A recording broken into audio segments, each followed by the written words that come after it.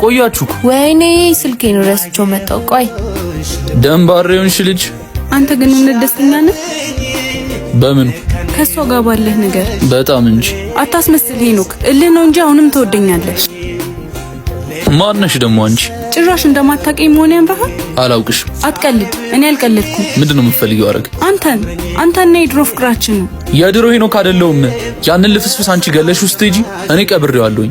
በቃ ተኛ። አሁን ሌላ ሰው ነኝ፣ ላገባ ነው። ያኔ ትቼ በመሄዴ ነው እንደዚህ ተቀየምከኝ? ምን ላድርግ? ለአባቴ ስል ያን ማድረግ ነበረብኝ እንዴ? ቆይ ዲያስፖራ አግብተሽ ሄድሽው ለአባትሽ ስትይ ነበር እንዴ? ያለ እናት ያሳደገኝ አባቴ መታከም ነበረበት። እሺ ምን ላድርግ? ታዲያ ለምንድን ነው ያኔ አፍቅሬው ነበር? እኔን ለማግኘት እንደምትመጣ አቅ ነበራ። ከመጣህ ደግሞ ጋብቻ ይቋርጣል። ተስፋ መቁረጥ ነበረብን። አዝናለሁ አረግ። ይሄን አላቅም ነበር። ማልክደው ነገር ግን ሁሌም እወድሻለሁ።